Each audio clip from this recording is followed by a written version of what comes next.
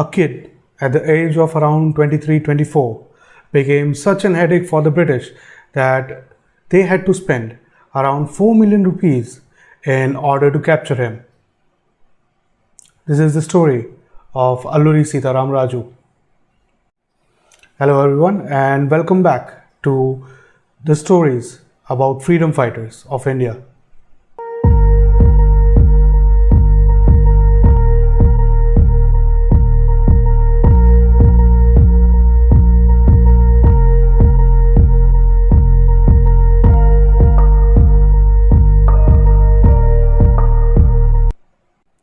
To begin with, Alluri Sitarama Raju was born in Pandarangi village on 4th of July 1897.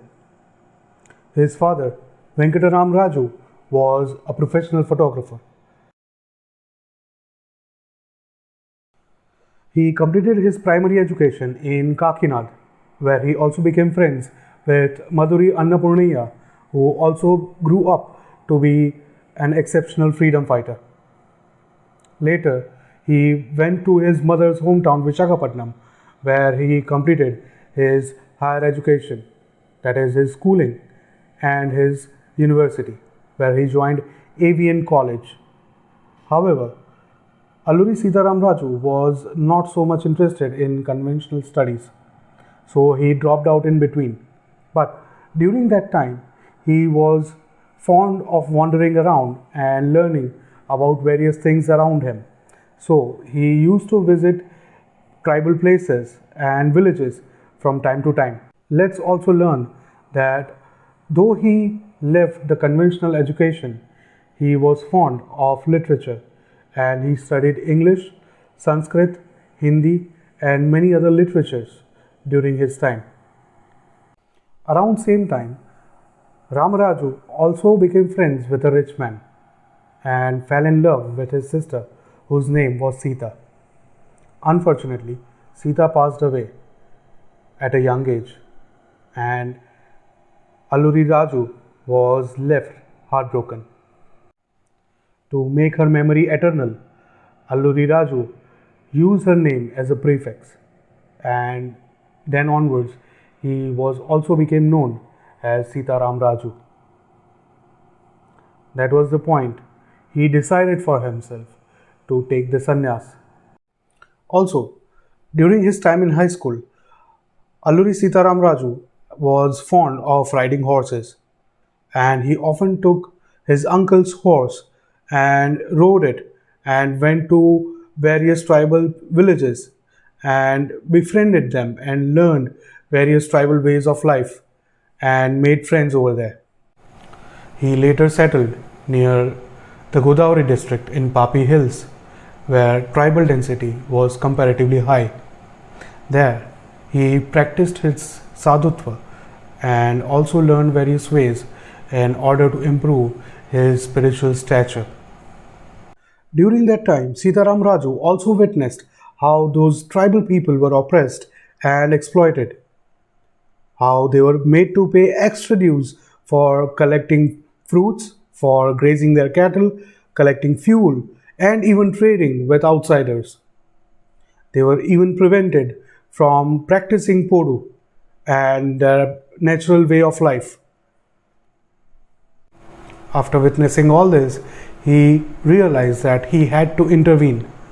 Now, Alluri Sitarama Raju was often found talking and praising the Gandhi and his non-cooperation movement. However, he knew very well that this kind of non-violent movement and non-cooperative movement is not going to solve the problems, and they had to take up arms in order to gain the freedom, or the Swaraj as he called it. And that was a similar statement that he gave during a conversation with the Tehsildar. Now, afterwards, the Forest Act of 1882 was enacted, and it was known as the Rampa Rebellion, in which Alluri Sitarama Raju, along with his fellow tribesmen and even the Zamindars, also known as Muttadars, who were collecting taxes from those tribal people were quite dissatisfied and were disaffectionate towards the British as much as those tribesmen. Hence, Alluri Sitaram Raju gathered both of them and had prepared an army of around 500 people in order to oppose and gain freedom for the fellow tribesmen. Now, since childhood, as he was fond of touring around these forests, he was quite familiar with the terrain. So this helped him in developing the guerrilla warfare tactics, and he started to implement them and faced the British head on. However, he soon realized that their conventional and traditional weapons, that is bow and arrow and spears and such, were of no match in front of the British, who had firearms. So later he planned and raided many of the police stations from one place to another and collected weapons. And not only that, he also left a signed note stating what he had collected from their armory. In 1922, he founded the Rampa Rebellion, which was an armed resistance against the British forces. During this, he killed many of the police officers and the British officers of various kinds. His guerrilla warfare, surprise attack, and sabotage had surprised and made it nearly impossible for the British forces to counter him, let alone catch him. And that is when he became the headache and was noticed by the central British agencies. After which the manhunt had ensued. Now, as I told earlier, that it cost them around 4 million rupees of that time to catch Alluri Sitaram Raju in the forest, because he was so intertwined with the forest and its environment that he was given the name of Mannayam Veerudu, which means hero of the jungle, by the fellow tribesmen. His battle could have lasted even longer, but on May 7, 1924, British forces were finally able to apprehend him after 2 years of hot pursuit, and it was because of the betrayal of his fellow tribal leader.